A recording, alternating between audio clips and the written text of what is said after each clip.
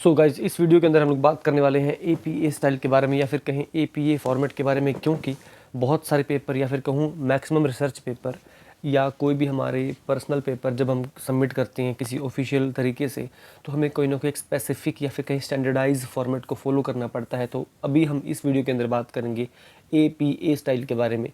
ये 7th addition होगा, ठीक है। 7th एडिशन के बारे में बात करेंगे। तो इसमें हमें किन किन चीज़ों का ध्यान रखना होता है, किन किन चीज़ों को फॉलो करना है, और मैं पर्सनली किस चीज़ को फॉलो करता हूँ। होता क्या है, इसमें कुछ तरीके हैं, कुछ हमें बाउंड्रीज सेट करनी पड़ती है, कुछ पेज नंबर, फ़ॉन्ट वगैरह वगैरह बहुत कुछ है जानने को। स्टार्ट करते हैं विदाउट एनी डिले। सबसे पहले हमें मार्जिन सेट करनी चाहिए। मार्जिन सेट करने के लिए हमें क्या 1 इंच की मार्जिन हर तरफ से सेट करनी है, जिसको 2.54 सेंटीमीटर कह सकते हैं। मेरे पास अपना एक रैंडम पेपर मैंने उठाया है, तो इसकी मार्जिन जो है वो बहुत ही अनइक्वल है। अगर हम यहाँ पे देखोगे, ठीक है, ये मार्जिन लेफ्ट साइड से राइट साइड से बिल्कुल अनइक्वल है। हमें 2.5 सेंटीमीटर की करनी है, 2.54 या फिर कहीं 1 इंच। तो लेआउट में जाएंगे, मार्जिन का ऑप्शन हमको मिल जाएगा। पहला ही ऑप्शन है 2.5 centimetre, left right top bottom हर तरफ से बराबर है, 1 इंच हो गया। तो देखो आप चेंज यहाँ पे नोटिस कर सकते हो। इसके बाद हम लोग क्या चेक करेंगे एपी फॉर्मेट के हिसाब से, पेज नंबर। तो हमें पेज नंबर राइट कॉर्नर के अंदर लगा देना है। तो वो कैसे होगा, पेपर खोला, इंसर्ट, यहाँ पे पेज ब्रेक का ऑप्शन है, लेकिन हमें इंटरेस्ट है पेज नंबर में।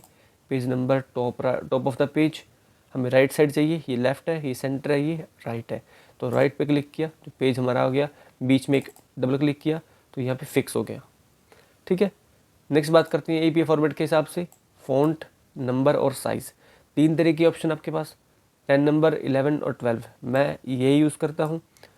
12 पॉइंट पे टाइम्स न्यू रोमन, 11 पे कैलिबरी कर सकते हो। पहले हम कैलिबरी करते हैं। अगर हम कोई भी अपना रैंडम कोई पैराग्राफ सेलेक्ट करते हैं, ठीक है, तो 11 पे क्या रखना है, कैलिबरी। तो कैलिबरी मेरे पास हो गया, तो ये भी हमारे पास एक ऑप्शन रहेगा। लेकिन मैं जनरली क्या करता हूँ, टाइम्स न्यू रोमन में तो हमें 12 करना पड़ेगा। तो ये हमारे पास एपीए फॉर्मेट का प्रोसेस हमको समझ में आना स्टार्ट हो गया, ठीक है। पेज नंबर हो गया। और तो नेक्स्ट समझते हैं हम लोग, जो एक खास बात क्या है कि जो फ़ॉन्ट है आपका through out the paper same होना चाहिए। ये नहीं कि आप कहीं पे टाइम्स न्यू रोमन चूज़ करो, कहीं पे कैलिबरी, कहीं पे लूसीडा। तो आप ये इम्बैलेंस नहीं होना चाहिए। पूरे पेपर में एक चूज़ कर लो, कोई भी सेम होना चाहिए इन तीनों में से। तो इंटायर पेपर डबल स्पेस होना चाहिए। तो डबल स्पेस का क्या मतलब भाई, मेरे को तो नहीं पता। सेलेक्ट किया, जो हमारे पास लेफ़्ट राइट सेंटर करने के लिए ऑप्शन होते हैं, इसके राइट साइड में एक ऑप्शन होता है, यहाँ पे क्लिक करेंगे। अगर बीच की स्पेसिंग 1 करनी है तो ऐसा कुछ होगा, 1.15 करनी है तो ऐसा होगा। हमें डबल स्पेस चाहिए तो 2 पे हम क्लिक कर देंगे। इसका मतलब मेरा पेपर ऑलरेडी डबल स्पेस था। यहाँ पे जाके 1.5, 2.0, तो एपीए फॉर्मेट के हिसाब से डबल स्पेसिंग हम यहाँ से इसको कर सकते हैं। नेक्स्ट क्या कहता है हमारे पास, हमें इंडेंट लगाना है। इंडेंट क्या है भाई, मेरे को तो नहीं पता, अभी पता कर लेते हैं। तो मेरा इंट्रोडक्शन ऊपर चला गया, इसको मैं एंटर दबा के नीचे लेके आऊँगा। और देखो, जब भी कोई हेडिंग होती है तो उसको क्या करना है, हमें हाईलाइट करना होता है और सेंटर में लिखना होता है।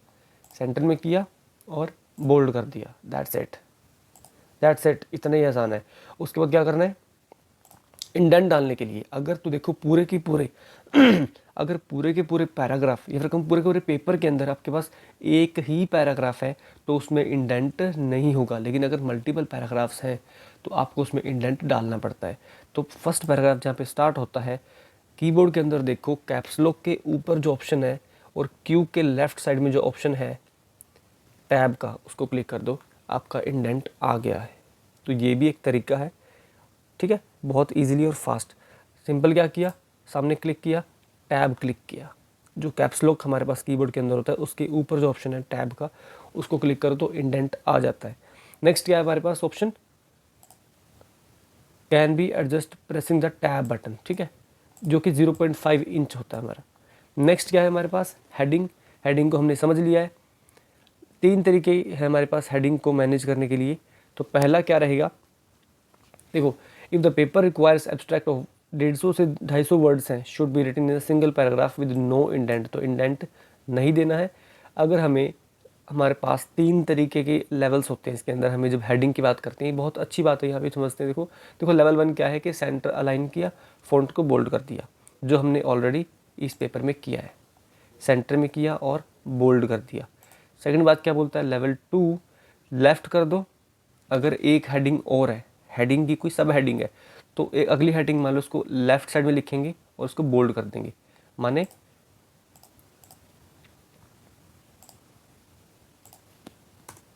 मान लो मेरी हेडिंग का नाम है HRVA, ठीक है, मेरी हेडिंग का नाम ये है। तो उसको मैं क्या करूँगा, लेफ्ट साइड में लिखा और उसको बोल्ड कर दूंगा, तो ये मेरी फर्दर हेडिंग हो जाएगी।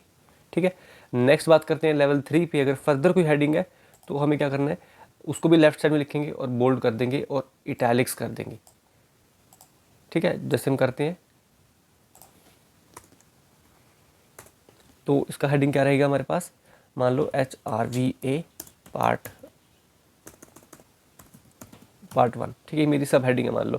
तो इसको भी क्या करूँगा, मैं सेलेक्ट करूँगा, बोल्ड करूँगा और इटैलिक्स कर दूँगा। सॉरी, ये ऊपर वाला इटैलिक्स नहीं होगा।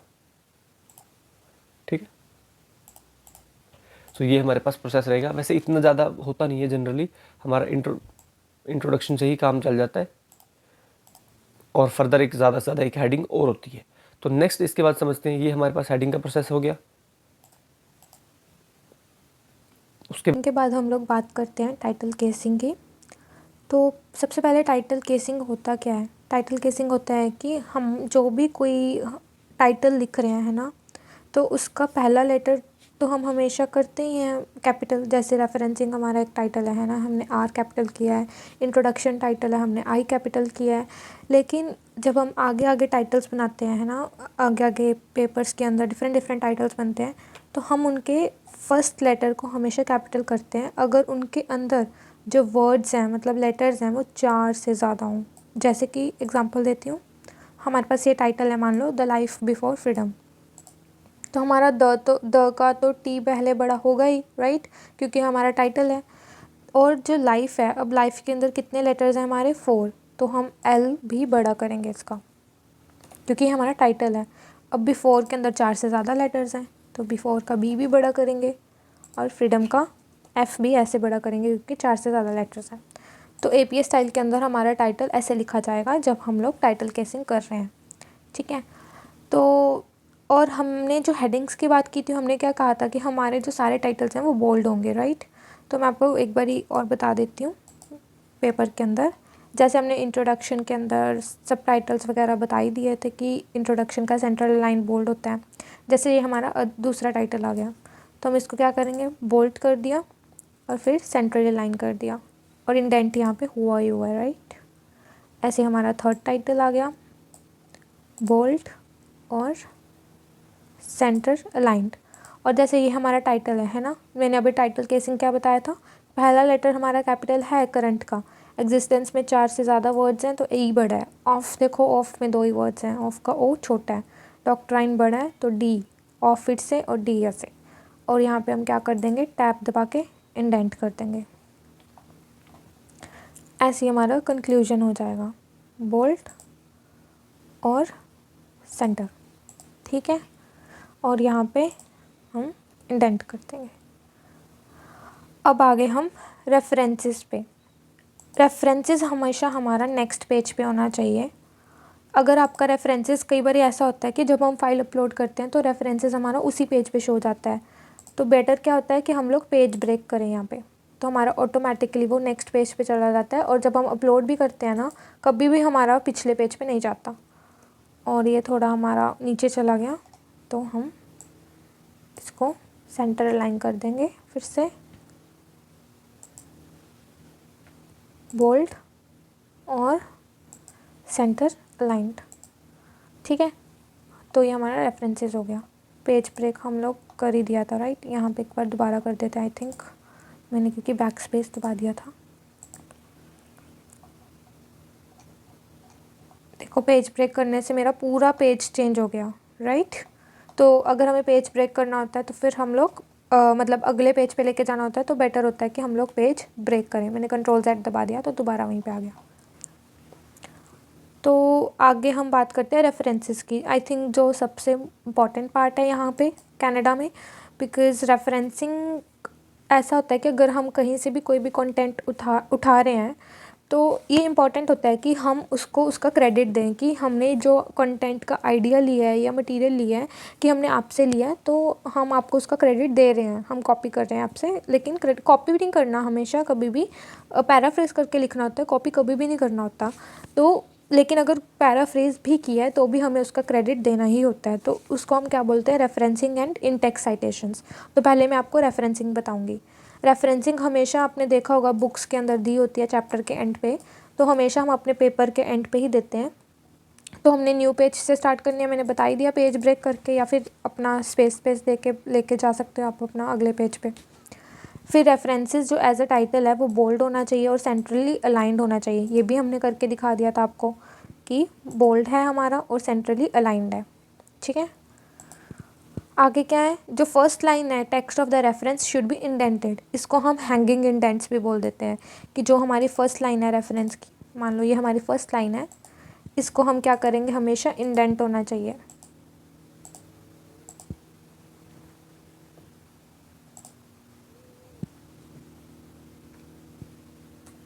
ठीक है, तो ये हमने इंडेंट कर दिया, ऐसे इसको हैंगिंग इंडेंट बोलते हैं।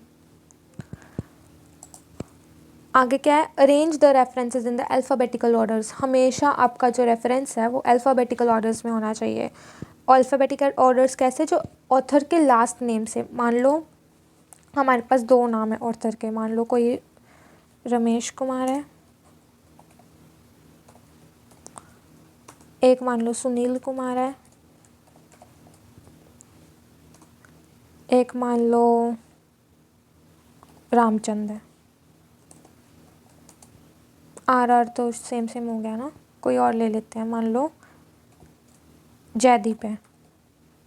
ठीक है, तो हम अल्फ़ाबेटिकल ऑर्डर्स कैसे देखेंगे, यहाँ पे कुमार की जगह कुछ और लिख देते हैं, सुनील सिंह लिख देते हैं, है ना, Jaideep Malhotra.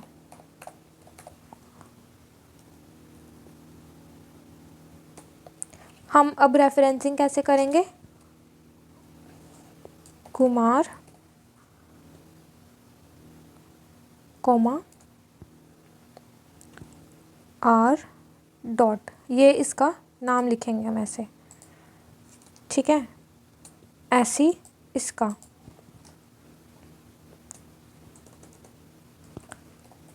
Singh coma S dot, ऐसे जयदीप मल्होत्रा का मल्होत्रा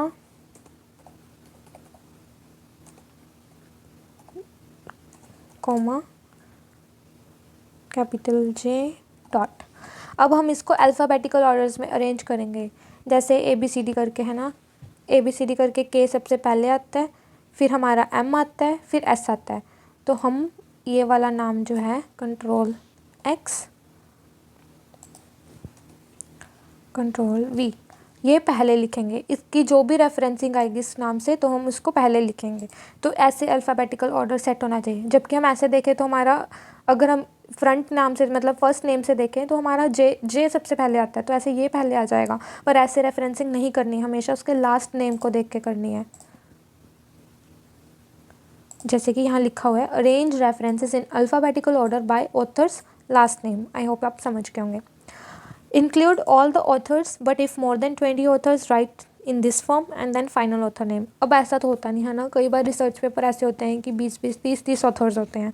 तो हम क्या करेंगे, हम 19 से 20 ऑथर्स जो उसके अंदर, अगर तो 20 ऑथर्स तक नाम है तो हमें प्रॉपर, जैसे मैंने आपको लिख के दिखाया है ना, प्रॉपर हमें ऐसे लिखना है, जैसे कुमार आर कोमा, फिर जैसे मल्होत्रा ये वाला, है ना, कंट्रोल C कंट्रोल V, ऐसे करके हमें सारे नाम ऐसे 20 तक लिखने हैं।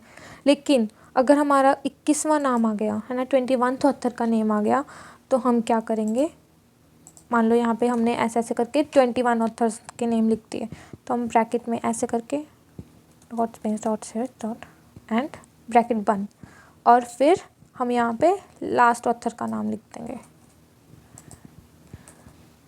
ठीक है, तो इसकी रेफरेंसिंग फिर हमारी इस उसके आगे जो भी उसका टाइटल वगैरह मैं जो आपको बताऊंगी कि कैसे प्रॉपर रेफरेंसिंग लिखते हैं।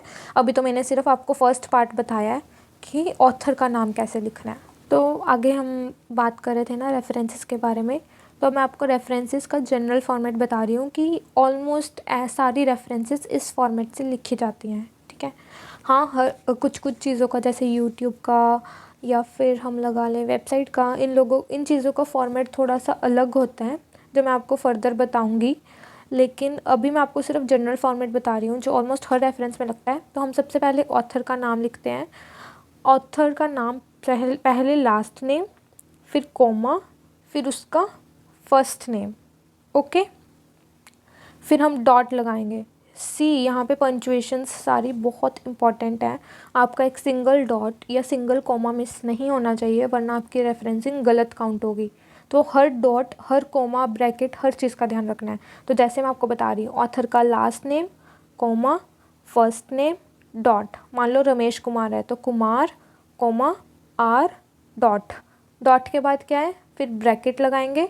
जो भी उसकी पब्लिशर की डेट होगी, पब्लिश जैसे बुक कभी पब्लिश हुई है, मान लो 2012 में हुई है, मई 2012 में, जैसे भी हुई है, हम उसका ईयर लिखेंगे डेट का, ठीक है। ब्रैकेट क्लोज, फिर से डॉट लगाना है और फिर हम टाइटल लिखेंगे कि टाइटल जो भी बुक का टाइटल है, मान लो द महात्मा गांधी की कोई बुक है ना, किसी की भी कोई बुक है, तो उसका जो भी टाइटल होगा वो लिखेंगे। फिर से डॉट, फिर पब्लिशर की इन्फॉर्मेशन लिखेंगे, ठीक है। फिर से डॉट, फिर हम लिंक प्रोवाइड कर देंगे, ठीक है। ये हमारी जनरल चीज़ होगी रेफरेंसिंग की।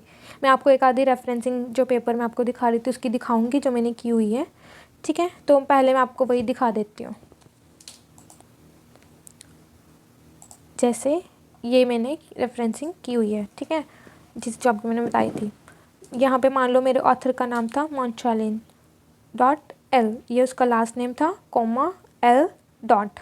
ये डेट है। डेट मैंने कैसे लिखी हुई है, पहले ब्रैकेट, फिर ईयर, कोमा, फिर डेट, मार्च, जैसे कि मार्च 8। तो डेट के बाद हमारा क्या है, हमारा टाइटल हो गया, राइट। टाइटल को हमेशा हमने इटैलिक्स करना है। फिर से डॉट लगाना है और फिर हमारी पब्लिशर की इन्फॉर्मेशन की, हमारी जैसे ये मेरा बुक का रेफरेंसिंग किया है, तो बुक का रेफरेंसेस में पब्लिशर की इन्फॉर्मेशन थी university of Toronto press, dot. उसके बाद अगर आपके पास लिंक है, जैसे मैंने ई बुक नहीं थी मेरी, जो नॉर्मल बुक थी, टेक्स्ट बुक थी, तो उसका लिंक नहीं था मेरे पास, तो मैंने कोई लिंक नहीं दिया। लेकिन ई बुक हो तो उसका लिंक दे सकते हैं। ऐसे ये वाली मैंने यूट्यूब से ली थी, यही सेम है बट इसका पैटर्न थोड़ा सा अलग है। मैं आपको फटाफट बताती हूँ, ठीक है। तो मैं आपको खोल के बता रही हूँ, सॉरी।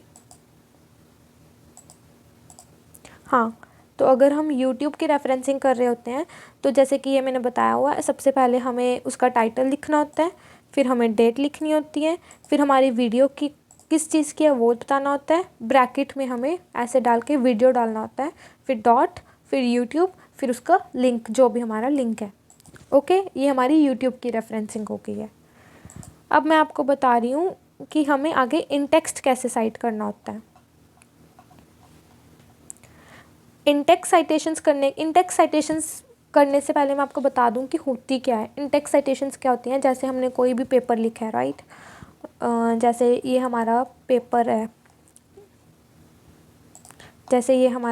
है, मान लो हमने मान लो ये वाला पैराग्राफ ना कहीं से लिया है, ठीक है, किसी बुक से या कहीं से भी। तो इस पैराग्राफ में भी हमें ब्रैकेट में डाल के ये बताना पड़ेगा कि हमने ये पैराग्राफ कहाँ से लिया है, कौन सी बुक के कौन से पेज नंबर से कैसे लिया है। तो हम यहाँ पे इसको इन टेक्स्ट साइट करेंगे। इन टेक्स्ट का मतलब टेक्स्ट के अंदर साइट करना है हमको। तो वो कैसे करते हैं, सबसे पहले जैसे कि ऑथर का लास्ट नेम लिखते हैं हम, फिर पब्लिशर का ईयर और फिर पेज नंबर। जैसे कि मैंने एग्जांपल ली हुई है कि Gurmeet Singh published a paper on 29 November 2010 and we took the text from page number 128 from the book, ठीक है। तो हम क्या बोलेंगे, गुरमीत सिंह क्या है, हमारा ऑथर है, तो हम उसका लास्ट नेम लिख दिया सिंह, ऑथर का लास्ट नेम सिंह, और हमें पब्लिश्ड ईयर, उसने पेपर कब पब्लिश किया था 2010 में, तो कॉमा 2010, फिर से कॉमा, उसके बाद हमारा जो टेक्स्ट है वो कौन से पेज से लिया गया उस बुक की, पेज नंबर 128, तो कॉमा के बाद P.128 ब्रैकेट क्लोज। तो हम ये कॉपी करेंगे Ctrl+C और जो भी ये ब्रैकेट है इसके अंदर ये डाल देंगे और यहाँ पे डॉट, ये हमारी क्या होगी, इंडेक्स साइट होगी। ठीक है, ऐसे हमने जो भी पैराग्राफ्स लिए हैं हमें सबको साइट करने पड़ते हैं, मेनली उन चीज़ों को जो हमने डायरेक्ट कोटेशंस लेते हैं ऑथर्स की, है ना। डायरेक्ट कोटेशंस को हमें पक्का साइट करना होता है, चाहे हमने पैराफ्रेज किया है, तो इसको हम इंडेक्स साइटेशन बोलते हैं। और अब मैं आपको दो और तरह की रेफरेंसेस बता देती हूँ जो मतलब मेनली हर जगह पे यूज़ होती हैं। जैसे कि अगर हम मेनली वेबसाइट से लेते हैं ना, कोई भी चीज़ हम नेट से सर्च करके देखते हैं कि क्या क्या है, तो अगर हमने वेबसाइट से लिया है तो वही ऑथर का last name, year, month, day और टाइटल का वेब पेज का टाइटल जो भी है और वेबसाइट का नेम। ठीक है, और हम उसका लिंक प्रोवाइड कर देते हैं। ऐसे इंडेक्स कैसे साइट करेंगे जैसे हमने आपको बताया है। ठीक है, और यूट्यूब का मैंने आपको बता ही दिया। और अगर बुक का कर रहे हैं हम, अगर ई बुक है तो लिंक देंगे, अगर नहीं है तो हम लिंक नहीं देंगे। बुक का मैं आपको बता ही चुकी हूँ, ऑथर का लास्ट नेम, फिर ईयर जो भी हमारी डेट है, फिर टाइटल जो भी हमारा है, और कैपिटल लेटर ऑल्सो फॉर सब टाइटल्स एंड प्रॉपर नाउन्स। ठीक है, और जो टाइटल है हमेशा हमारा इटैलिक्स के अंदर होता है। ठीक है, ये हमारा पार्ट क्या होगा, इटैलिक्स हो जाएगा। और फिर पब्लिशर की इन्फॉर्मेशन और हमारा लिंक। और इंडेक्स कैसे साइट करेंगे, ऑथर का लास्ट नेम, कॉमा, ईयर। तो ये हमारा इंडेक्स साइटेशंस और रेफरेंसिंग होगी। ये प्रॉपर हमारा क्या हो गया अब APA स्टाइल, जो आई थिंक हम यूज़ करते हैं।